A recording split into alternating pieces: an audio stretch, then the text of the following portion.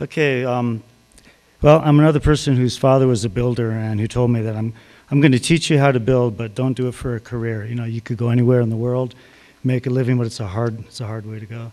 So I'm talking about the UNM Taos Green Technology Program, of which I'm the co-chairman along with Jason Pfeiffer. And I'm already getting way behind here, but that's cool. I'm prepared. So what we did is we wanted to see, we thought we were doing some cool stuff, and we wanted to test the waters and see if anybody else agreed with us. So we had a symposium. We had people from the Philippines, India, Canada, Colorado, and here in Taos. Pratik Zavari was one of the people who presented. And we figured we had something going. This goes way quick. This is cool.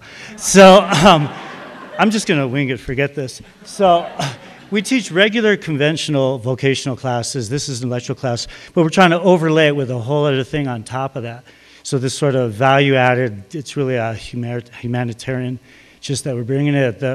One of my first carpentry classes, we said, let's not do an in-class project. We went out, we raised $900, and we connected with a kid who had severe epilepsy, and his mother used to have to carry him up some rickety ice-covered steps to get in his trailer, so we studied ADA codes, and we did that. Then this is way quick, so what I was going to say is we took a field trip to the pub over there, which is where I'll probably go after this talk and have a cold one. And also our great shop we lost because it turned into a welding shop, so we're kind of winging that. But okay, here's the essence we have. I wrote way too much, so I'm forgetting it. So we're teaching students that you could build without buying stuff at Home Depot. That's the detail we're showing. We're working with Rebel Trench. Yeah, we're working with Rebel Trench foundations. That soil there is perfect. It makes these adobe bricks right here, which we're doing. We have a hybrid program now that it's kind of like when we worked with the Taos County Youth Build, we just found that it was empowering for people to build. Whether you're going to be a career builder or not, human beings, I believe, like to participate in their surroundings, but they don't like to.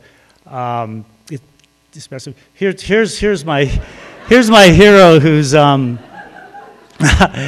this is Sam Mockbee. He created a program that we're modeling this on. It's in Alabama. His architecture students build houses for poor black sharecroppers. Okay, I finally caught up with one.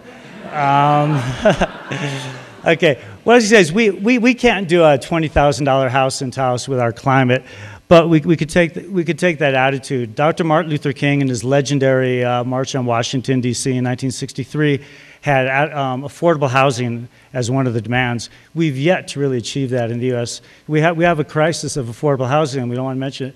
This I'm showing, we're all builders in the program, and we're not all exemplary. This is me on top of a 5-story building without any safety equipment, bringing materials up there, standing on top of an elevator, holding onto the elevator cables, because the owner said that it was too expensive to helicopter in the materials. So I can show people, I could demonstrate what not to do and how to work safely. This is Maurice Cox, who's another guiding light in this. He worked with a community in Virginia that they wanted to tear down this historic farming community and put a prison. He worked with the community, helped raise funds, stopped the state from doing the prison, and we'll talk about that later. So here's our materials testing. There's more of these blocks, which you can see here. Anyways, they work. They're great, and we're trying to advance the technology of earthen building, and we have some cool stuff which you're going to have to come out and talk to us further about. This is the one that my notes I erased anyways, so I don't have it here. But Carl Anderson, the homeowner, is somewhere out there in the audience. But with rammed earth, you can see that, again, just with a lot of hard work and with earth, that's all you're doing, a little bit of Portland cement, you could build quality structures, and that you have. So I went out to Harvard University. And we did a rammed earth workshop. Students were psyched over at one of the premier architecture schools in the world to be working with dirt. It totally blew me away and realized that we had something really cool to do here. This woman here, who's a graduate student in architecture, she was so excited just to be actually, to be building and to be working with natural materials. And so we have the same equipment and the same software that we're using in our program that they use at Harvard, although I'm told that our tuition is quite a bit more affordable than Harvard's tuition. And these are projects that we've done, humanitarian projects at the TCDC, which I believe was in one of the previous Pecha Kuchas.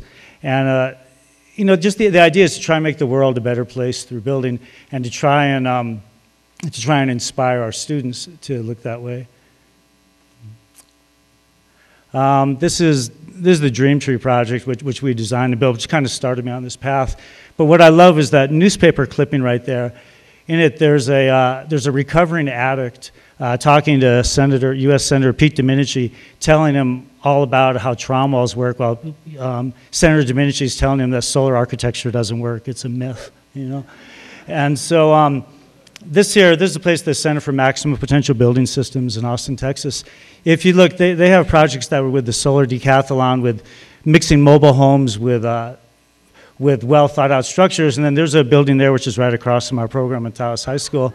But here's, God, this is way quicker up here than it looks in the audience. So this is, again, just using natural materials. So we work with different colleges.